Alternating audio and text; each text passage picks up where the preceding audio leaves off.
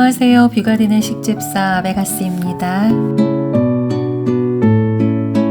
겨울에 태어난 저는 더위에 약한지 여름만 되면 여러 방면에서 의욕도 의지도 떨어져 아무것도 하기 싫은 상태가 되곤 합니다.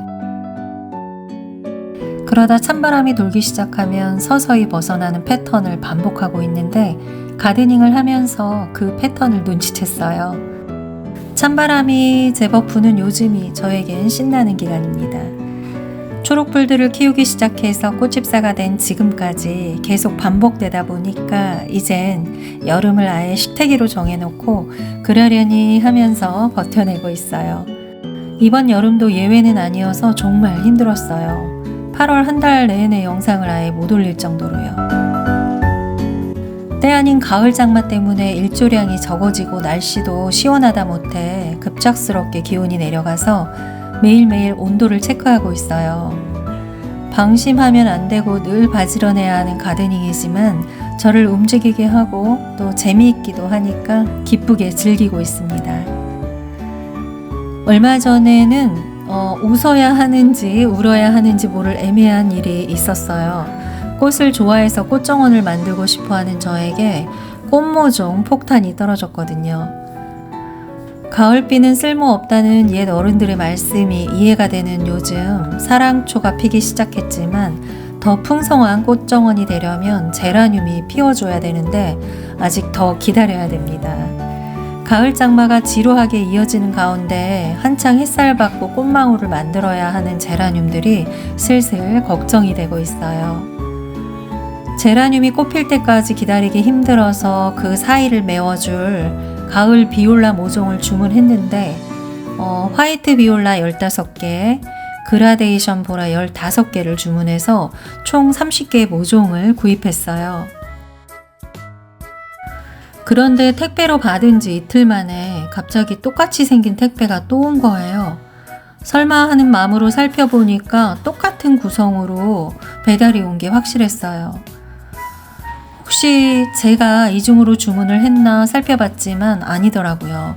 그래서 바로 구매처에 연락을 했는데 이틀이나 지나서 3일째 연락이 온 거예요. 본인들의 실수로 이중 배송이 됐으니까 저보고 다 키워도 좋다는 이야기를 전해 들었는데 살짝 멍해졌어요. 모종 30개도 적은 게 아닌데 60개라니 좀 많은 것 같다는 생각이 들었죠. 식물은 반송을 하게 되면 상하기 때문에 어쩔 수가 없다는 말씀과 배송 실수를 사과하시는데 사과를 받아야 하는 건지 제가 더 고마워해야 하는 건지 살짝 헷갈리더라고요. 아무튼 그래서 저는 비올라 부자가 됐습니다. 이제 이 많은 60개의 비올라 모종들을 열심히 돌볼 일이 남았어요. 일단은 분갈이를 해야 하는데요. 저는 화분 하나에 하나씩 심어주고 싶었지만 너무 많아서 다이소 풀분 1호에 하나씩 심어주고 남는 건 좀 큰 화분에 모아 심기를 해야 될 것 같습니다. 이번에 처음 데려온 화이트 비올라는 하얀색 잎의 중심 부분이 짙은 보라색인데 정말 매력 있어요. 계속 보다 보면 빨려들 것 같습니다. 이렇게 작은 모종이 꽤 커지고 많은 꽃을 피워주다니 참 신기한데요. 이 모종도 깨알보다도 더 작은 씨앗에서 시작됐다는 게 믿기지가 않습니다.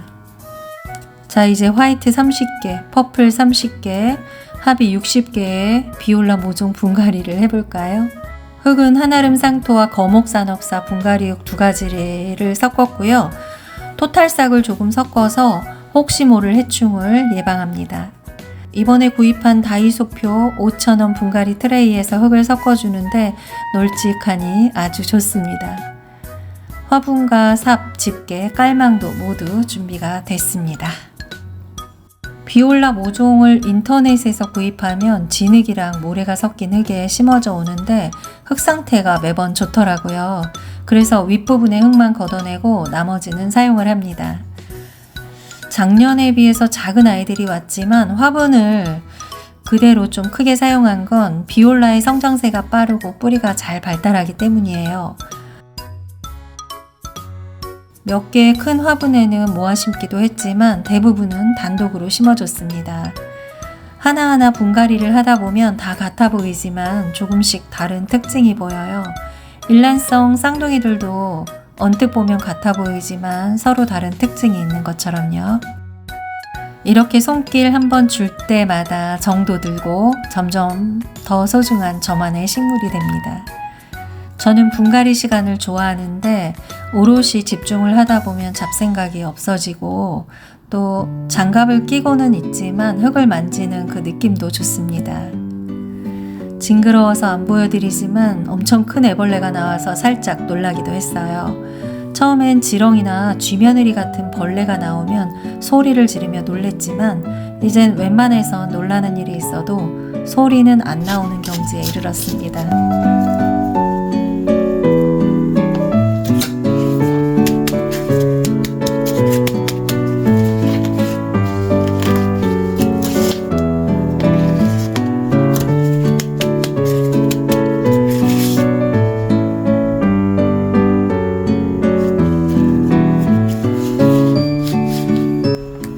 분갈이가 모두 끝났고요. 약한 물줄기로 물을 듬뿍 주는 걸로 마무리를 합니다. 잘 적응해서 자라주길 마음 깊이 바라봅니다.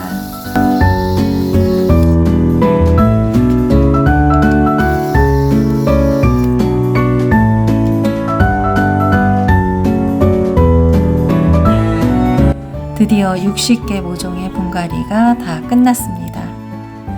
분갈이한 당일날은 방 그늘에 뒀고요. 다음날 모두 쌩쌩한 걸 확인하고 빛 좋은 자리로 옮겨줬어요. 비올라 모종은 분갈이를 하고 햇살 좋은 곳에 두고 있습니다. 꽃도 피워야 하고 워낙 적응력이 좋기 때문에 바로 직광에 둬도 좋습니다. 그리고 이렇게 직광을 받아야 잎도 많아지고 꽃봉오리도 많이 만들어주거든요. 하지만 워낙 작은 아이들이 와서 작년의 그 비주얼이 되려면 아직 한 달은 기다려야 할 것 같아요. 분갈이 하고 나서 2, 3일이 지나니까 분갈이한 아이들이 제법 자리를 잡은 듯한 느낌이 들어요. 아침에 물을 주러 나가면 잎이 살짝 들려있는 모습이 그렇게 반갑고 기특할 수가 없어요. 특히 화이트 비올라는 햇살을 받으면 중심의 보라색이 더 선명해져서 마치 작은 별들이 흙 위에서 반짝거리는 것 같이 보입니다. 그 모습이 너무 예뻐서 멍하게 쳐다보게 돼요. 이번에 모종이 많다 보니까 물 주는 시간도 꽤 길어졌습니다. 그래도 하나하나 살펴보면서 물을 주는 그 시간이 저에게는 명상 시간 같습니다. 흙의 상태를 보고 잎의 방향을 보고 혹시라도 벌레가 생기진 않았는지 살피는 그 과정이 식집사로서의 책임이자 행복한 시간이기도 합니다. 특히나 요즘처럼 날씨가 오락가락할 땐 더 신경을 써야 돼요. 가을 장마가 길어지면서 햇빛이 좀 부족한 날은 아이들을 잠깐이라도 더 밝은 곳으로 옮겨주려고 노력하고 있어요. 물론 60개나 되는 아이들을 옮기는 게 쉬운 일은 아니지만 그만큼 보람도 크죠.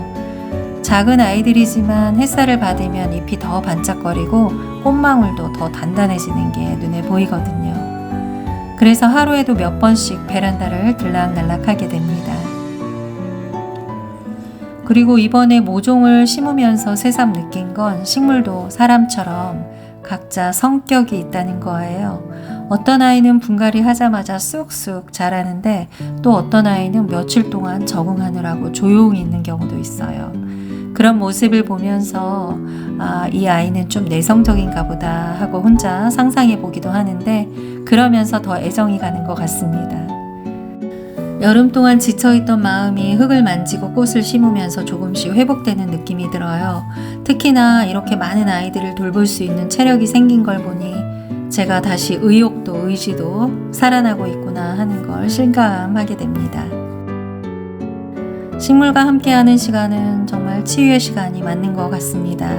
앞으로 한 달 정도 지나면 이 아이들이 제법 자라서 작년처럼 풍성한 꽃밭이 될 거예요. 그때쯤이면 제라늄 꽃도 피우기 시작하겠죠.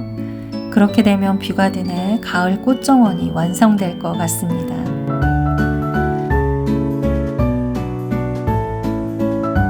가드닝 영상을 만드는 일은 단순히 식물을 키우는 걸 보여드리는 게 아니라 그 안에서 나를 돌아보고 계절을 느끼고 또 객관적으로 내가 가꾼 정원을 살펴볼 수 있는 소중한 경험을 하게 해줍니다.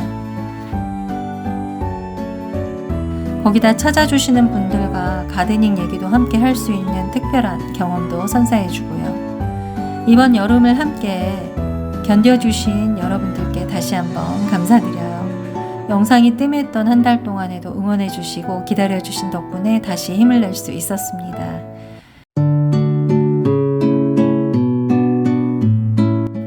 그럼 오늘의 비올라꽃 이야기는 여기서 마무리할게요. 환절기에 잘 지내시다가 다음 가드닝 영상에서 또 봬요. 뷰가드는 식집사 아베가스였습니다. 감사합니다.